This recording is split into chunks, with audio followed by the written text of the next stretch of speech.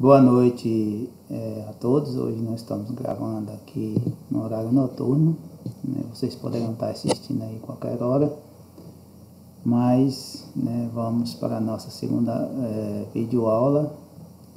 E nosso assunto de hoje, como é um assunto meio longo, não vou ficar com muitas conversas de detalhes agora no início, e vamos falar hoje sobre o Sistema Nacional de Unidade de Conservação, que é o SNUC, que é a lei que trata de como você fazer planejamento e administração de unidades de conservação.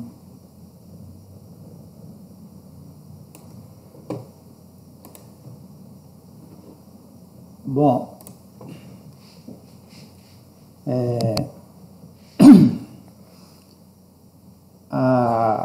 na realidade, a lei 9.985 de 18 de julho de 2000, o SNUC, o Sistema Nacional de Unidade de Conservação, é a regulamentação de um artigo da Constituição, o artigo 225, que trata da questão do meio ambiente, onde nesse artigo, a nossa lei maior, a Constituição, ela dá diretrizes pelos quais a sociedade deve se conduzir. Então, o artigo 225, ele vai tratar das questões ambientais, que já é conhecido da maioria dos alunos, principalmente quem está agora no curso já no 7º período, que é o curso dessa disciplina.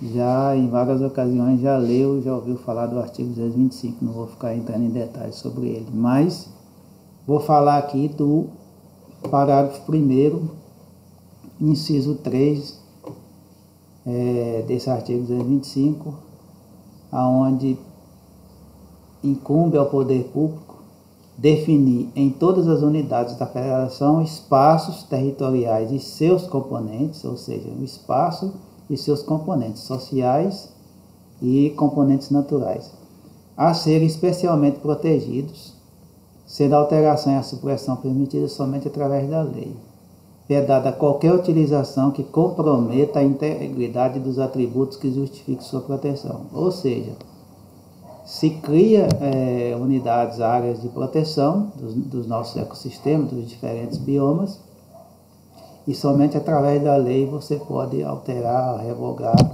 aquilo que foi criado nesse sentido. Então, o SNUC, no seu artigo 2º, ele traz uma série de conceitos que é como se fosse um glossário para nivelar todo mundo que vai ler e interpretar a lei.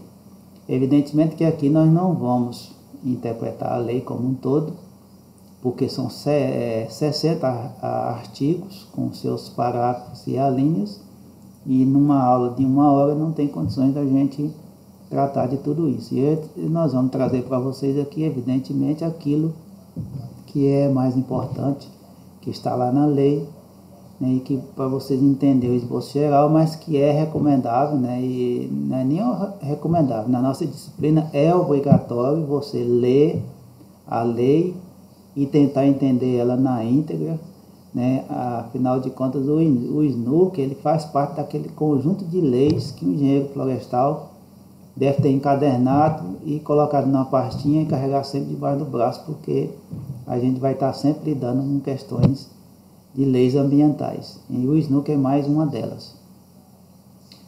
Então, também vou, desses conceitos que estão lá no artigo 2º, vou trazer alguns, os mais importantes, para a gente fazer um nivelamento inicial aqui em termos de conhecimento. Então, ele vai dizer no seu inciso 1º o que é a unidade de conservação.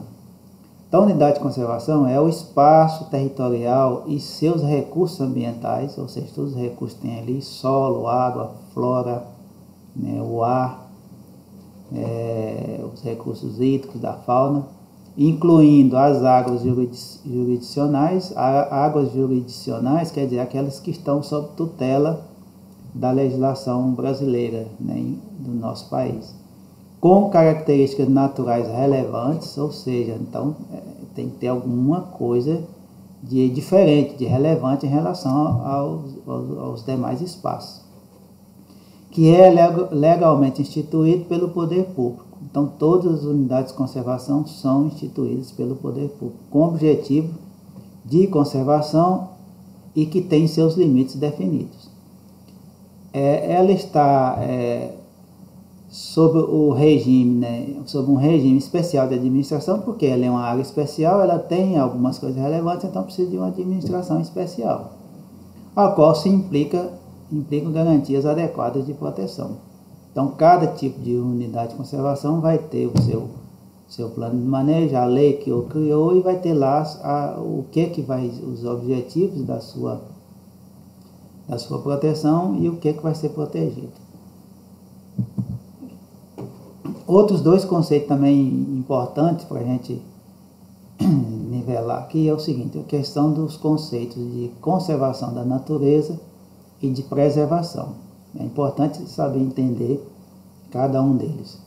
Então, a conservação da natureza é o manejo do uso humano da natureza, compreendendo a preservação, manutenção e utilização sustentável. Então, veja aqui uma coisa interessante, que dentro do conceito geral de conservação está embutido a preservação. O contrário não é verdadeiro, né? Na preservação se trata, né, de um conjunto de métodos, procedimentos e políticas que visam a proteção de longo prazo das espécies, hábitats e ecossistemas, além da manutenção de processos ecológicos, prevenindo a simplificação dos sistemas naturais, ou seja, prevenindo o quê? Que não haja alteração nesses sistemas naturais, de forma que ela regrida em termos de qualidade. Então, isso nos remete ao conceito de preservar. Preservar aquilo que tem. Então, a preservação é mais no sentido daquela área que tem recursos, né, que ainda estão em condições, em boas condições de primitividade, né, daquela que vem evoluindo naturalmente, que não houve interferência do homem. Já a conservação da natureza, ela admite, né, a atividade humana desde que seja sustentável. Então, ainda nesse conceito, né, tem a restauração, a recuperação do ambiente natural para que possa produzir o maior benefício em bases sustentáveis. As gerações, mantendo seu potencial de satisfazer as necessidades e aspirações das gerações futuras, garantindo a sobrevivência dos seres vivos em geral. Então, é bom deixar bem claro o que é conservação e preservação. Dentro do conceito geral de conservação está a preservação. E preservação, ela é você manter o ambiente na íntegra, sem interferência humana. O outro conceito que se traz aqui, aí o inciso 8º, o manejo, que é todo e qualquer procedimento que visa assegurar a conservação da diversidade biológica dos ecossistemas. É claro, se nós estamos falando em conservação ambiental, o manejo é vislumbrando isso aí. O extrativismo seria o sistema de exploração baseado na coleta e extração de modo sustentável dos recursos naturais. Ele traz esses dois conceitos porque se fala em manejo dos ecossistemas e também porque existe unidade de conservação onde se permite o extrativismo. Nós vamos ver lá na frente esses conceitos. Então, ao permitir o extrativismo, né, é necessário que você venha entender o que é realmente extrativismo dentro desse processo de conservação. Outro conceito importante é o plano de manejo, que é um dos elementos-chave da nossa disciplina. Parte significativa dela, aí, 25% a 30% da disciplina, eu diria talvez até mais. Se fosse não fosse virtual, se ela fosse uma disciplina em loco, em sala de aula, né, como é o que nós gostaríamos que fosse, né, estar na presença humana, o calor humano é muito melhor do que estar falando num vídeo. Com certeza em torno de 40% da disciplina seria o plano de manejo. Então, e aqui vai abranger uma parte significativa, né, da nossa disciplina. O plano de manejo é o documento técnico mediante o qual, com fundamento nos objetivos gerais da unidade de conservação, ou seja, então cada tipo de unidade de conservação vai ter os seus objetivos, no qual, né, vai estabelecer o seu zoneamento e as normas que devem presidir o uso da área e o manejo dos seus recursos naturais, inclusive a implantação da estrutura física necessária à gestão daquela unidade. Então, na realidade, o plano de manejo é o planejamento de tudo que se faz dentro de uma unidade de conservação, para que ele seja executado. E um outro conceito que a gente traz também, que traz lá no SNOC, né, dentre os outros, né, que muitos eu não citei aqui, os corredores ecológicos, que são porções naturais ou seminaturais, ou seja, quando fala em seminaturais é porque tem um certo nível de conservação, mas que já houve alguma alteração humana, que vai permitir ligar as unidades de conservação, porque uma unidade de conservação, como ela tem um território definido, muitas vezes ela se torna um cluster, se torna uma ilha, e você permitir a interligação entre elas é muito importante através desses corredores ecológicos para facilitar, né, o fluxo gênico de animais, né, que os animais circulem entre uma unidade de conservação e outra, e também o fluxo gênico das espécies vegetais. Tem animais que eles necessitam de grandes áreas, né, os grandes mamíferos, por exemplo, a nossa onça pintada do Pantanal, o nosso lobo-guará, demanda áreas enormes, né, e muitas vezes uma unidade de conservação, a sua área não permite populações muito grandes. Então, é interessante que esses animais eles percorram, né, regiões e outras, né, para que eles possam fazer, inclusive, seus cruzamentos, né, e melhorar a qualidade genética. Se você criar um cluster com uma manada de lobos-guarás, por exemplo, em uma determinada área, e ela ficar isolada, com o tempo pode haver o problema de cruzamento, né, entre indivíduos dos mesmos pais e haver uma degeneração gênica. Então, os corredores eles têm essa importância, né, na natureza. Então, o que é o conceito, né, do SNOC, que está por trás do SNOC? Veja bem que na primeira aula nós falamos que a União Internacional para a Conservação da Natureza, ela estipula diretrizes mundiais, globais, para que os países, né, implantem sistemas de proteção das suas áreas. Então, no Brasil, qual foi o sistema que nós criamos e adotamos? Esse sistema que nós estamos vendo agora, o SNOC. Então, seguindo diretrizes internacionais, a gente estabeleceu o nosso sistema de unidade de conservação, que é composto, né, por um conjunto organizado de áreas naturais protegidas, unidades de conservação federais, estaduais e municipais, ou seja, o sistema abrange, né, não só a federação, mas em nível estadual e municipal, que planejado, manejado e gerenciado como um todo será capaz de viabilizar os objetivos nacionais da conservação. Então, o Brasil ele tem que ter seguindo essas diretrizes internacionais, tem que ter os seus objetivos, né? E esse sistema é para cumprir esses objetivos. E quais são esses objetivos? Esses objetivos eles são em torno de 13 objetivos que nós vamos passar aqui, não com muito detalhamento, mas depois vocês vão ler e vão interpretar e tirar dúvidas no chat e lá no fórum, né, da disciplina. E aqui a gente vai passar rapidamente sobre isso. Então, um deles é contribuir para a manutenção da diversidade biológica e dos recursos genéticos no território nacional e nas áreas jurisdicionais. Então, proteger as espécies ameaçadas de extinção em âmbito regional e nacional. Então, se você tem uma dada espécie que está em extinção, uma unidade de conservação ela vai auxiliar nesse processo de manutenção dessa espécie. A exemplo, no Brasil, nós temos uma reserva biológica, acho que é Poço das Antas, que parece que foi criada para a proteção do mico-leão dourado, que é uma espécie da nossa fauna em maior perigo de extinção. Então, a espécie foi criada uma unidade de conservação específica para ajudar a recuperação dessa espécie. E é só um exemplo para vocês terem ideia disso. E quanto ao primeiro, os recursos genéticos, é evidente que se você tem áreas protegidas, né, preservadas, onde você tem espécimes nativos, primitivos ali, né, e que estão evoluindo naturalmente, sem interferência humana. Quando você necessita de um gene para alguma atividade econômica ou farmacológica ou na agricultura, você recorre aos genes nativos, né, para fazer melhoramento genético, né? Então isso é muito importante.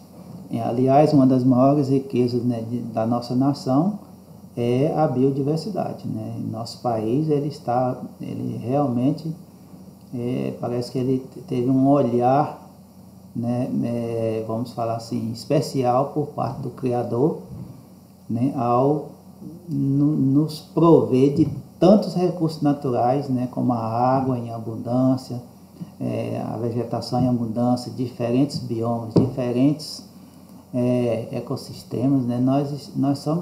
Nós temos tudo para ser o país mais rico do mundo e de melhor qualidade de vida.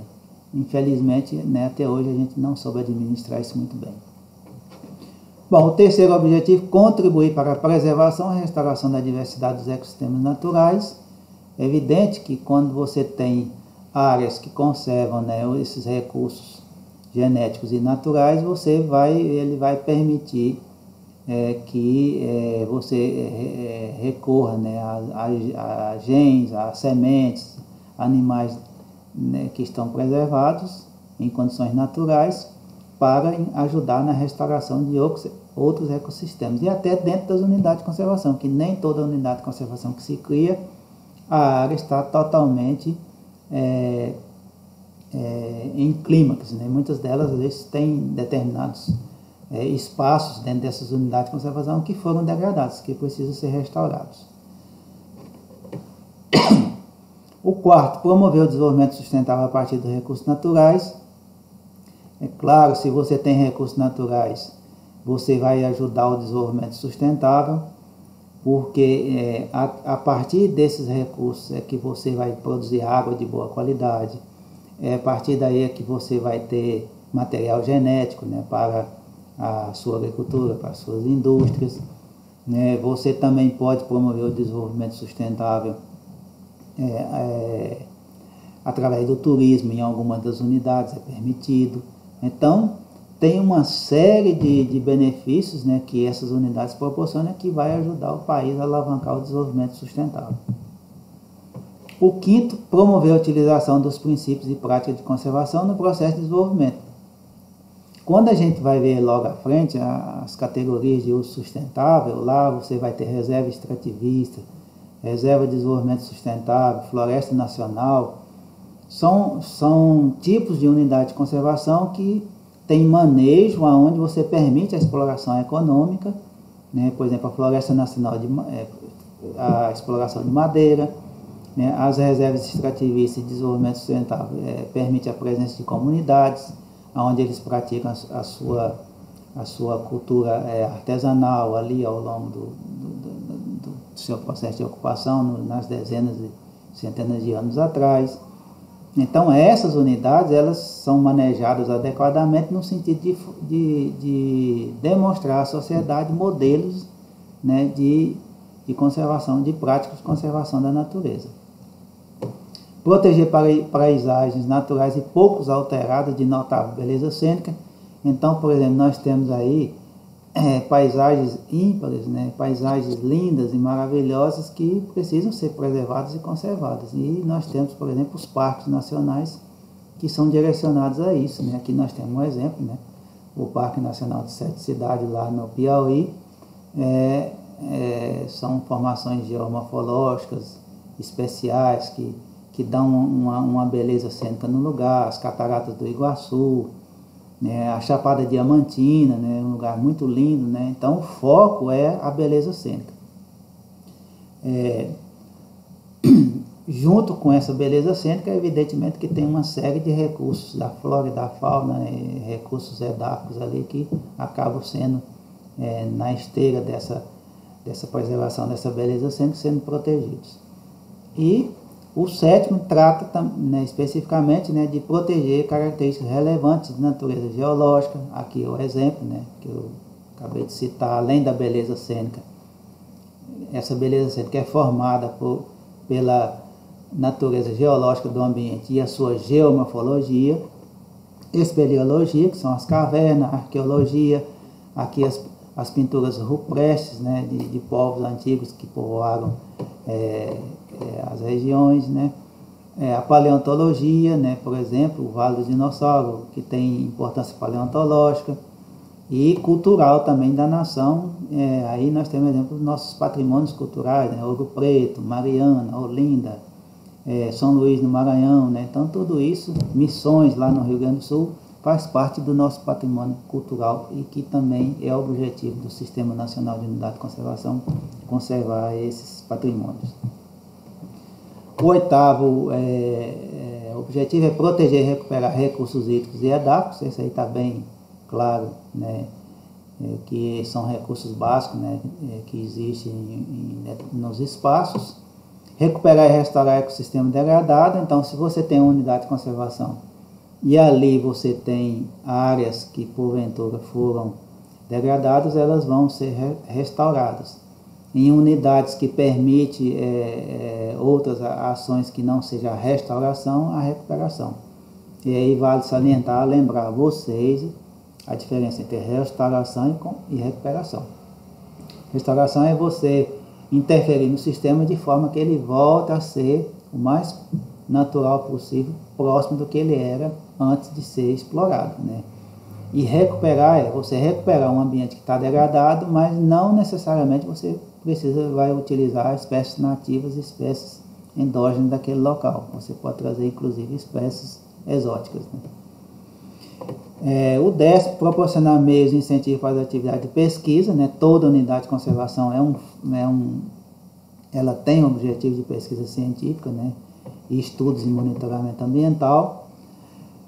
Então essas áreas são bastante utilizadas pela nossa ciência brasileira para pesquisa, mesmo porque permite, né, o que ele está falando em monitoramento ambiental. Então, se você quer comparar parâmetros, por exemplo, de qualidade de água de um ambiente sem interferência humana com um ambiente com interferência humana, então nas unidades de conservação que está ali no ambiente natural sem alteração, a qualidade da água ela é aquela intrínseca às características edafoclimáticas, né, daquela região.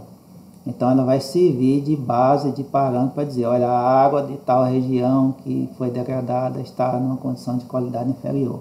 Então é um parâmetro que ajuda a fazer comparação, né, a criar uma base. Proporcionar incentivos para a atividade, isso já foi falado, né, desculpa aí, e valorizar econômico e socialmente a diversidade biológica. Então, se você tem diversidade biológica preservada e conservada, você tem ali um potencial econômico, né, através dos produtos, né, os princípios ativos, fármacos, né, ou químicos que podem estar ali naquela flora da região, por exemplo. E também muitas populações, né, elas dependem, né, desses recursos naturais de forma extrativista para sobreviver. Então, a valorização econômica e social dessa diversidade biológica é muito importante. O 12º é favorecer condições para promover educação e interpretação ambiental, recreação em contato com a natureza e turismo ecológico. É evidente que se você tem áreas preservadas, é um ambiente propício a você promover a educação ambiental e a interpretação. Eu mesmo, né, sempre, todo semestre, levo meus alunos para visitar unidade de conservação e lá a gente vai, né, ali, queira ou não queira, é uma prática de educação e também um primórdio da interpretação. O que é a interpretação ambiental? A interpretação ambiental é você pegar aquilo que você conheceu cientificamente através de um recurso natural, seja da flora, da fauna, e traduzir numa linguagem leiga, numa linguagem vulgar para o público, né, que não letrado ou pouco letrado, ou que não entende, né, da natureza, traduzir numa linguagem que ele possa entender. Por exemplo, funcionamento, a fisiologia de uma planta. Se você for explicar para uma pessoa que não estuda planta, que não tem conhecimento, você não vai fazer essa explicação. Por exemplo, o professor Lucineu está lá na aula para vocês de fisiologia de plantas, né? Você vai ter que interpretar dentro de uma linguagem que a pessoa possa entender. Então, isso é interpretação ambiental, é uma ciência dentro da ecologia e da educação ambiental. E por último, o último objetivo, proteger os recursos naturais necessários à subsistência de populações tradicionais, respeitando e valorizando seu conhecimento, sua cultura e promovendo-as socialmente e economicamente. Ou seja, dentro do conjunto de unidades de conservação tem que existir aquelas que permitam, né, que salvaguarde que populações tradicionais que estão vivendo ali por dezenas, centenas de anos, eles continuem, né, com suas práticas artesanais e vivenciem suas culturas. Nós vamos ver à frente, né, que tipo de unidade, né, já foi até falado aqui, mas um pouquinho mais de detalhe, essas unidades vão promover isso, as unidades de uso sustentável, né. Também lá no SNUC, vocês vão ter as diretrizes do Sistema Nacional de Unidade de Conservação. Essas diretrizes também são em número de 13, não vou falar sobre elas aqui, porque vai demandar um tempo muito grande, mas é importante que vocês leiam e saibam diferenciar o que é diretriz e o que é objetivo. Então, objetivo é uma coisa e diretrizes são outras. Então, as diretrizes vocês leem, vocês interpretem, as dúvidas vocês vão tirar lá no chat e também no fórum, ok? Então, as unidades de conservação, elas são divididas em unidade de proteção integral ou de uso indireto e unidades de uso sustentável. As de uso integral têm como objetivo o quê? Preservar a natureza. Aí é bom a gente lembrar do conceito de preservação. Sendo admitida apenas o uso indireto dos seus recursos naturais, com exceção de casos previstos na lei. Então, se você quer fazer uma pesquisa, um experimento na unidade de conservação, você tem que fazer o projeto, ir lá, ele ser aprovado e tudo. Então, né, existem normas e procedimentos para isso. Então, quando ele fala aqui em casos previstos na lei. Então, compõem essa categoria as estações ecológicas, a reserva biológica, o Parque Nacional, o Monumento Natural, o Refúgio da Vida Silvestre. Então, essas são as categorias de uso integral, ou seja, aquelas que não pode haver tanta interferência humana. E aí nós vamos ver alguns detalhes delas, de cada uma delas, daqui a pouco, né? Mas sem só a leitura do texto completo do SNUC que vocês vão entender e compreender melhor em detalhes. A outra categoria que existe é de uso sustentável, cujo objetivo é compatibilizar, conservação da natureza com uso sustentável, de parcela dos seus recursos, ou seja, parte dos seus recursos, né, podem ser manejados justamente aqueles recursos que as comunidades tradicionais, ribeirinhos, quilombolas, os caiçaras, né, no litoral brasileiro, fazem uso. Compõe essa categoria que tipos de unidade de conservação? A área de proteção ambiental, as APAs, a área de relevante interesse ecológico, a floresta nacional, a reserva extrativista, a reserva de fauna, a reserva de desenvolvimento sustentável e a reserva particular do patrimônio natural, conhecida de vocês, a RPPN. Bom, então, resumindo, unidade de conservação de uso indireto, aquela onde não se permite consumo, coleta, dano ou destruição de recursos naturais, e as de uso direto são aquelas que se desenvolve coleta e uso comercial ou não dos recursos naturais. Resumo, né, dessas características. Então, voltando aqui à questão das unidades de proteção integral, vamos às estações ecológicas, cuja finalidade é preservação da natureza e a realização de pesquisa científica de posse e domínios públicos, sendo que as áreas particulares incluídas no seu limite deverão ser desapropriadas. Então, não é permitido morar ninguém e ninguém tenha posse da terra dentro dessas áreas. É proibida a visitação pública, exceto com objetivos educacionais ou científicos. Então, a visitação pública ali só para pesquisa científica e de educação ambiental. E sendo que toda vez que você vai visitar uma unidade dessa, você tem que pedir a autorização. Quando eu vou levar os alunos lá na ESEC, eu tenho que pedir autorização, mandar um ofício pedindo autorização para fazer visita, marcar o dia, a hora e o período que você vai ficar lá. A reserva biológica, também muito parecido com a estação ecológica, é a preservação integral da biota e dos seus atributos, né, naturais, existentes nos seus limites. Praticamente é a mesma coisa da reserva biológica, só que diferencia um pouco. O grau de preservação dela é muito mais restrito do que a estação ecológica. Então, esse modelo, a gente pode dizer que a reserva biológica é o modelo mais restrito de uso que se tem dentro do SNUC.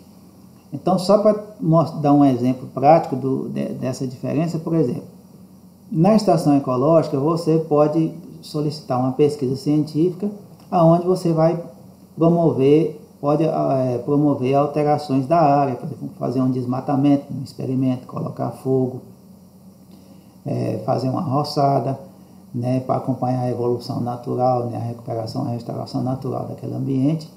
E isso tem um limite, se eu não estou bem lembrado agora, fugiu a memória, se é 1,5% até 3% da área, não ultrapassando os 1.500 hectares. Ou seja, você pode fazer experimentos onde haja,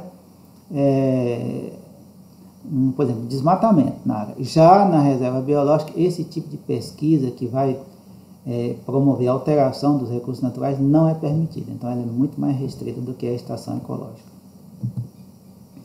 Os parques nacionais, como a gente já disse, que o foco dele é a preservação das belezas cênicas, não deixando de contribuir, né, para os outros recursos que precisam ser preservados.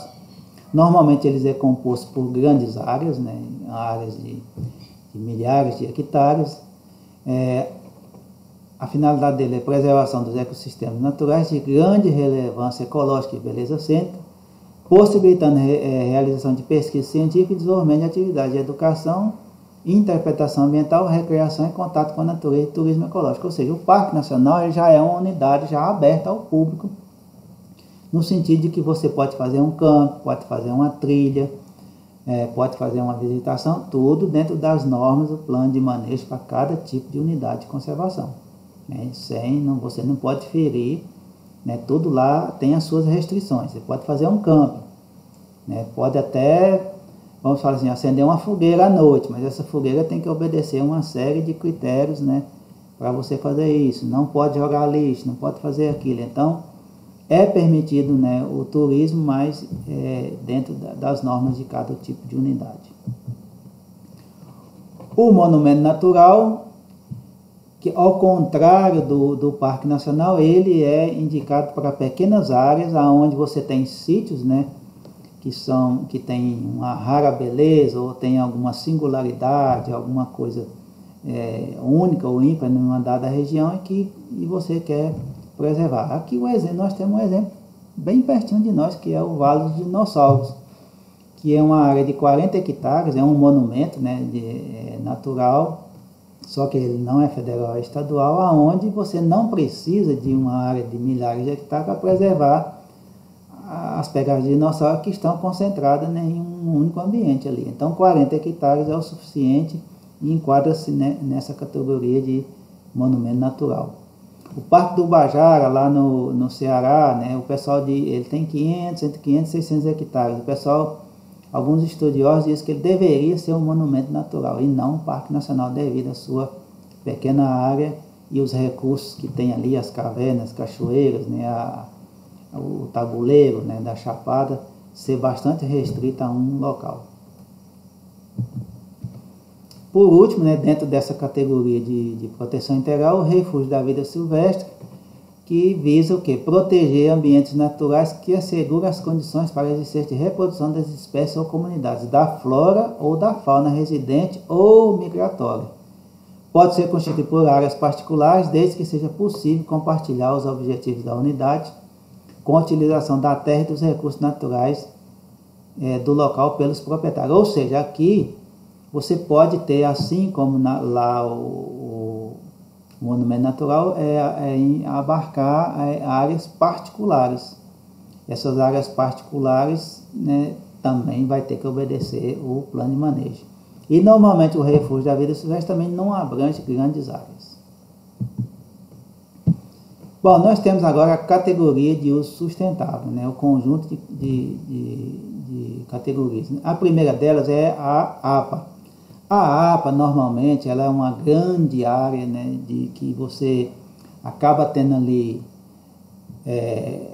ocupação humana, você pode ter indústrias, pode ter ambiente urbano, né, pode ter cidades ali inseridas, né, nos interstícios dessa área, mas que ali o que? Existem recursos, né, existem atributos da natureza, bióticos ou abióticos, estéticos ou culturais, que merecem ter um olhar diferente, né, um cuidado na gestão dessa área.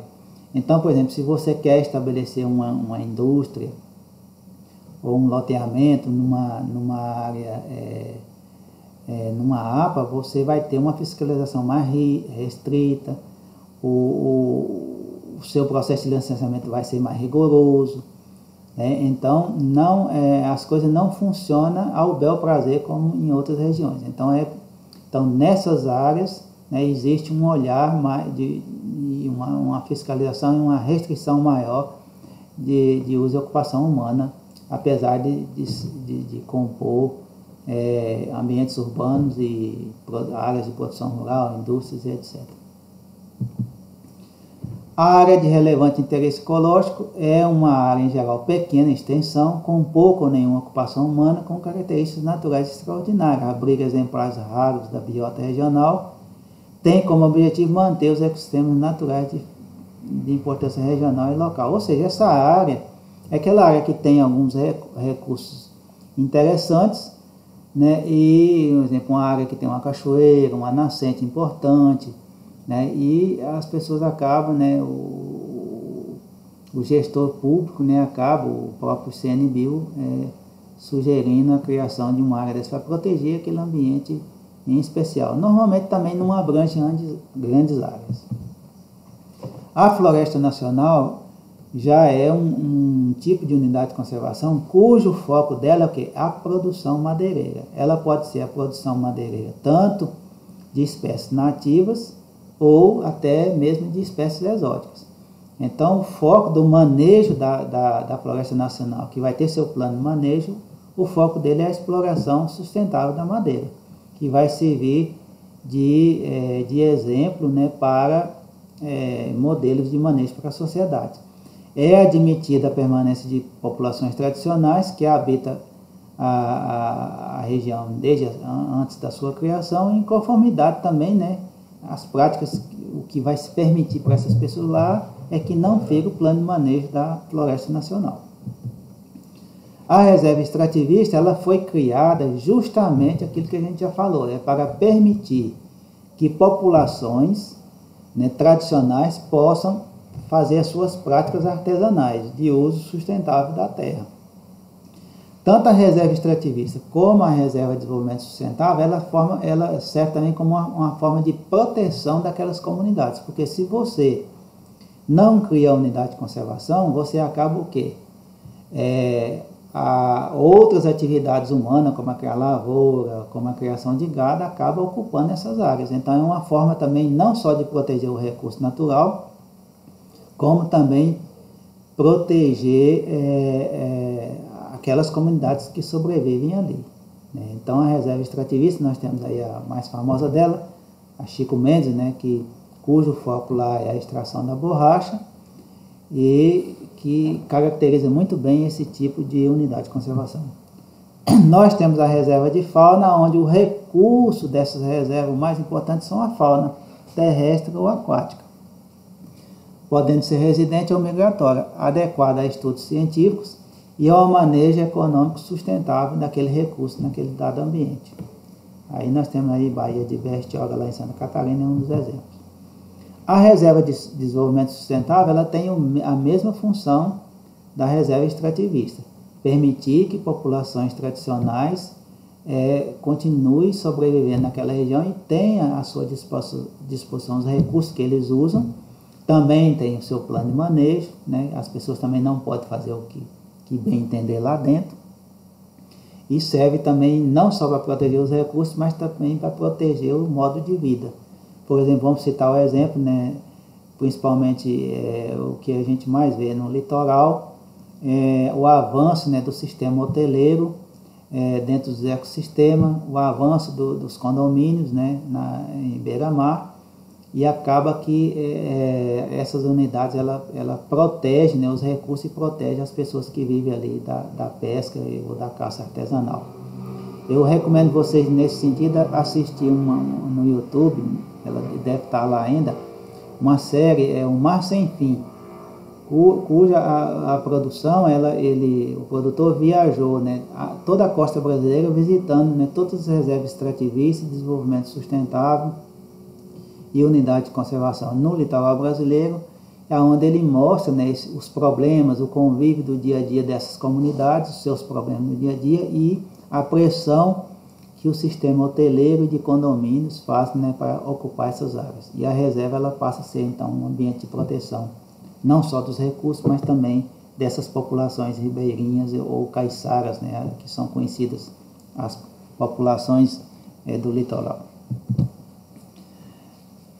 A reserva particular do patrimônio natural é aquela que a pessoa, né, um proprietário rural, seja ele jurídico ou físico, ele pode criar na sua propriedade uma área de preservação, né? Aqui ela é gravada pela perpetuidade, à margem da inscrição no registro público. O que quer dizer isso?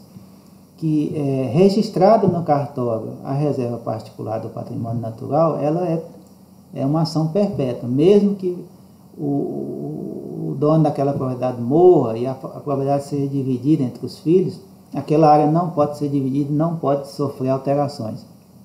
O cara vendeu a propriedade para outra pessoa, a área vai continuar ali como RPPN, né, com seu devido plano de manejo, o que pode e o que não pode fazer lá. Então são permitidas a pesquisa científica, a visitação, né, com objetivos turísticos, recreativos e educacionais.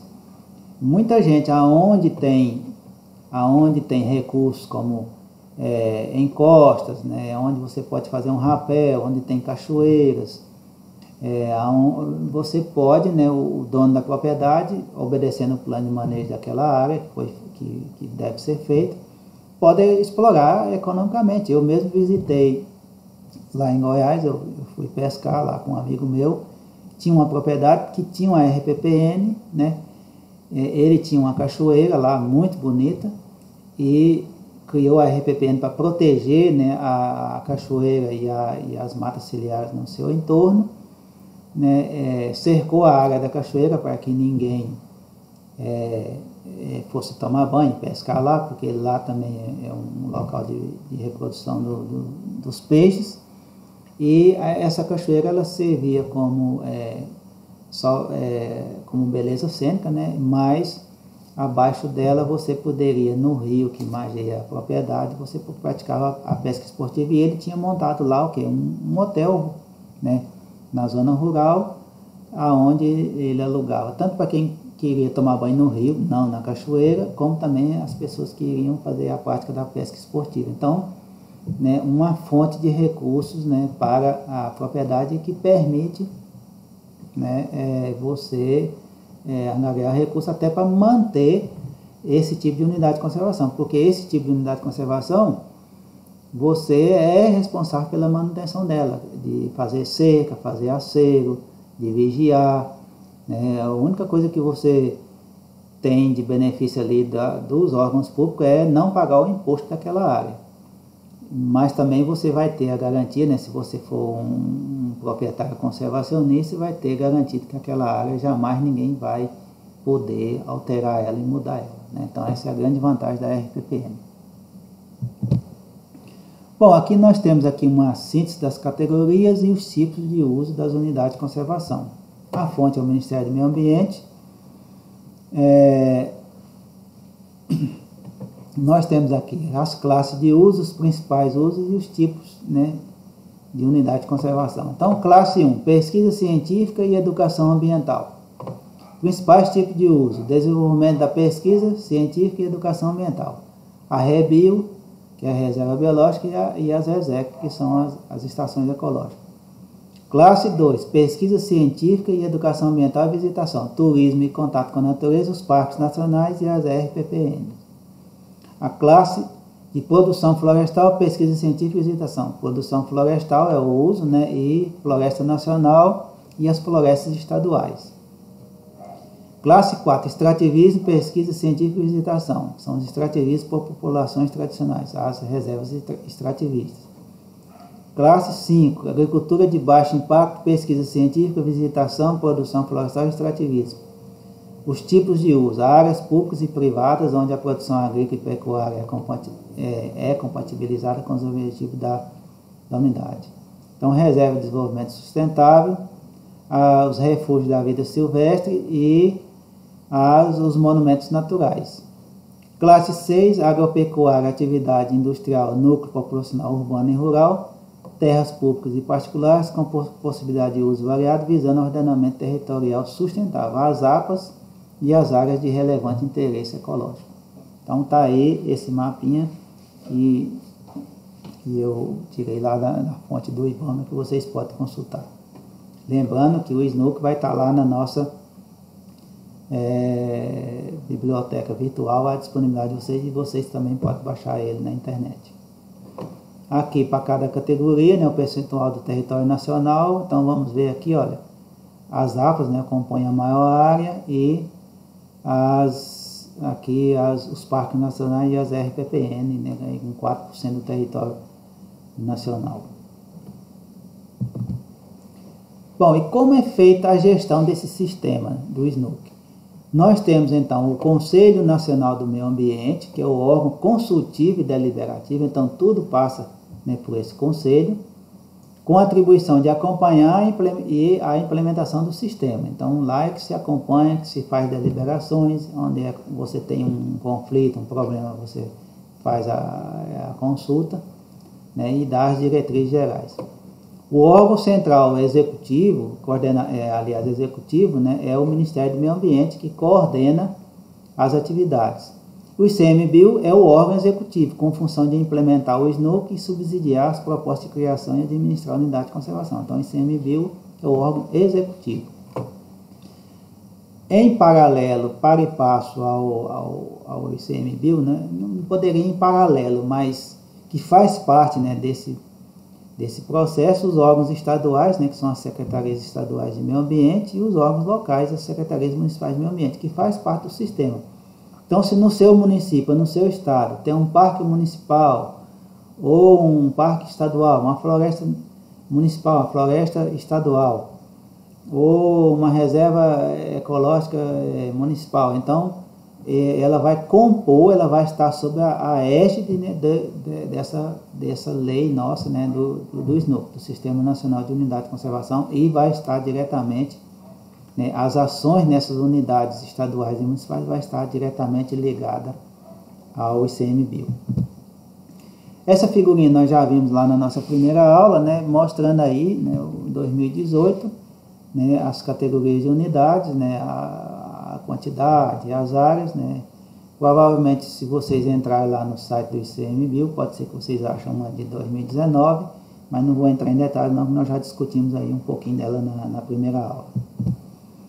Bom, e aí nós temos outros espaços protegidos que não faz parte do SNUC, a não ser a Reserva Biosfera, que lá no SNUC, no capítulo 6, vai tratar especificamente da Reserva da Biosfera, que é um tipo de área de proteção, né, que é criada pela Unesco, né, e faz parte de tratados internacionais. E o Brasil tem as suas reservas da biosfera, e o capítulo 6 do SNUC trata disso. As demais, o patrimônio nacional, as cavidades naturais, os jardins botânicos, jardins zoológicos, sítios de Ramsar, áreas de preservação permanente, e área de reserva legal, aquelas que faz parte aí, né, do CAR, que faz parte aí das propriedades particulares, né, que tem que preservar essas áreas, elas não fazem parte do SNUC, mas elas compõem o conjunto de áreas que ajuda na proteção ambiental e dos recursos, seja ele da flora, da fauna ou de ambos. Então nós vamos ver, então sempre lembrando que a exceção desse conjunto aqui, a reserva da biosfera é citada pelo SNUP.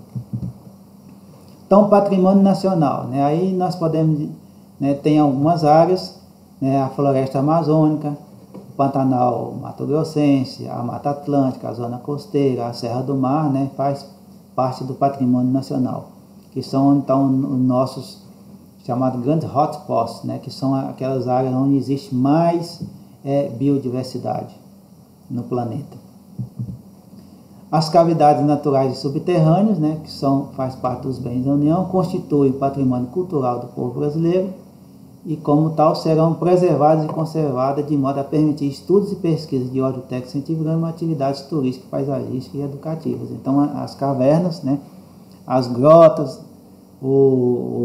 as locas, né, que também faz parte desse processo, os grotões, os cânions, né, tudo engloba aí dentro desse conceito de cavidades.